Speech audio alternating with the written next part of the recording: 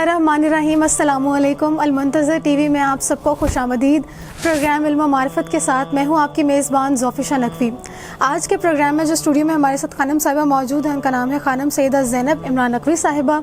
और इस प्रोग्राम में हम जिस टॉपिक पर बात करेंगे वो है फ़लसफ़ा हज। अगला जो आने वाला महीना है इंशाअल्लाह हज का महीना होगा। बहुत सारे लोग ऐसे होंगे जो अल्लाह ताला के घर की ज़ियारत को जाएंगे और माशाल्लाह से खानम साहिबा भी उनमें से एक होने जा रही हैं। हमारी पूरी टीम की जानिब से आपको बहुत बहुत मुबारक कि इस साल आप हज की सादत नसीब फरमा रही हैं। अच्छा, आज के प्रोग्राम में जिन टॉपिक्स पे हम बात कर रहे हैं वो ये है कि हज की फ़जीलत क्या है।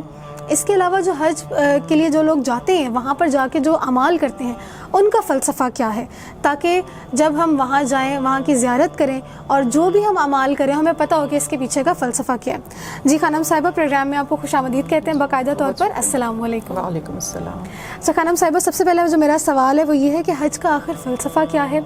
आइमा कराम की जो भी रिवायात हैं उनकी रोशनी में हज की फ़जीलत क्या है। बिस्मिल्लाहिर्रहमानिर्रहीम। अल्लाहुम्मा सल्लि अला मुहम्मद व आले मुहम्मद वअज्जिल फ़रजहुम अजमईन। रिवायात मासूमीन अलैहिस्सलाम की रोशनी में अगर हज की अहमियत पे बात की जाए तो ये हज एक इतना वसी मौजू है कि इसके लिए कई नशिस्तें दरकार हैं। बेशक मेरी कोशिश होगी कि इस मुख्तसर वक्त में जितना हो सके मैं इसके बारे में कुछ बसीरत क़ल्बी अता कर सकूँ, कोई बसीरत ज़हनी हम में आ जाए, कोई शऊर आ जाए कि हम हज जैसी इबादत की तरफ से जो लापरवाही बरत रहे हैं वो नहीं होनी चाहिए। बिल्कुल। तो इस हवाले से कुरान में ही आप देखें कि खुदा का क्या अंदाज़ है कि जब खुदा हज की इबादत का ज़िक्र करता है तो खुदा फरमाता है वलिल्लाहि अलन्नासि हिज्जुल बैती मन इस्तताअ इलैहि सबीला, कि जो लोग इस्तिताअत रखते हैं वो अल्लाह के लिए हज को अंजाम दें। हालांकि देखिए बाकी इबादत के लिए खुदा और अंदाज में बात को पहुंचा रहा है, जैसे अकीमुस्सलाह, नमाज कायम करो, और या कुतिबा अलैकुमुस्सियाम, तुम पे रोज़े फ़र्ज़ किए गए। लेकिन हज के लिए खुदा कह रहे हैं कि लिल्लाही, यानी अल्लाह के लिए, क्योंकि यहाँ पे बंदे ने अल्लाह का मेहमान बनना है। अब अल्लाह से ऊपर कौन सी हस्ती है कि जिसका मेहमान बन के इंसान फ़ख्र महसूस कर सकता है, जो कि खालिक़े कायनात है। तो अब जब उसकी हम देखिए माह रमज़ान जो है ये अल्लाह का महीना है, इसमें अल्लाह की मेज़बानी में हम होते हैं। अल्लाह में जो है वो उसमें भी ऐसा महीना है कि हम अल्लाह के मेहमान होते हैं। बिल्कुल। और आप गौर करें कि हज की जो माह रमज़ान की जितनी शब की दुआएं हैं, जितनी दिन की दुआएं हैं, हर एक दुआ में ये जुमला आता है कि वर्ज़ुक़नी हज्जा बैतिकल हराम फ़ी आमिन हाज़ा व फ़ी कुल्ले आम, कि ए खुदा इस साल और हर साल मेरी किस्मत में मकबूल हज कर दे। खुदा माह रमज़ान में ये दुआ करवा रहा है क्योंकि जो शब कद्र आएगी, 23वीं की शब आएगी, जिसके बारे में ज़्यादा रुझान पाया जाता है रिवायात मासूमीन अलैहिस्सलाम की रोशनी में कि वही शब कद्र है। रुझान की बात कर रही हूँ, ऐसा नहीं है कि बाकी रातों की इबादत को मामूली समझा जाए। तो अब ये जो उसमें जो है आप देखिए तो उसमें लिस्ट बन जाती है, फहरिस्त बन जाती है कि इन्होंने हज करना है। उस शब को जब आप मारिफत के साथ गुजारेंगे तो आपका नाम हाजियों की लिस्ट में आ जाएगा। और वाकई देखिए मैंने देखा है ऐसे ऐसे लोग जिन्हें तवक्को भी नहीं होती, उनके लिए असबाब बन जाते हैं और वो हज पे जा रहे होते हैं। और बाज़ लोग जो हैं वो मतलब उनको इरादा होता है, उनके पास असबाब होते हैं, सब कुछ होता है, लेकिन नहीं जा पाते इसलिए कि उनका उस लिस्ट में नाम मशीयत इलाही के तहत नहीं आया। तो ये बहुत गहरा ताल्लुक़ है हज की इबादत का तमाम इबादतों से, क्योंकि हज के अंदर नमाज भी है, हज के अंदर रोज़े भी हैं, हज के अंदर सदक़े भी देने हैं, कुर्बानी भी है, सारी इबादतें जो इसके अंदर।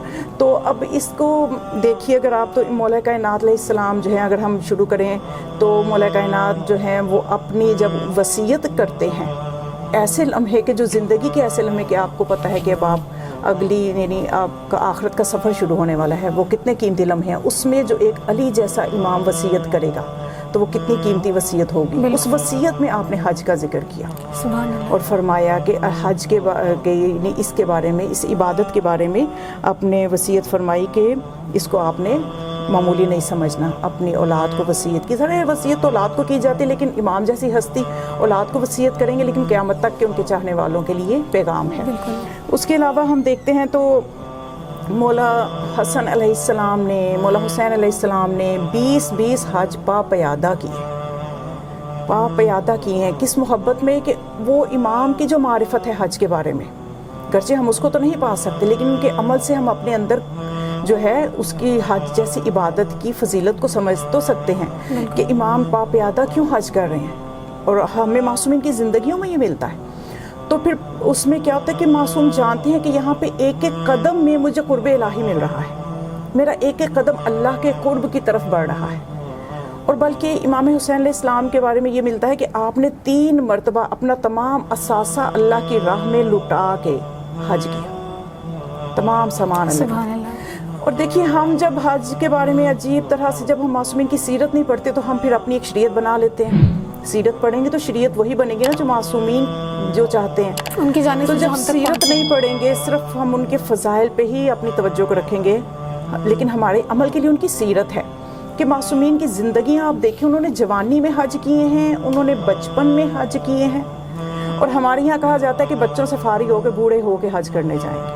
زندگی کے آخری حصے اور کے حج لیے جیسے کرنا. عبادت انتہائی مشقت والی عبادت ہے، اور عبادت کو جتنی جوانی میں کیا جائے، اللہ کو جوان عابد بہت پسند ہے، جوانی میں عبادت کی جائے تو انسان زیادہ اچھے طریقے سے ہر فعل کو کرتا ہے.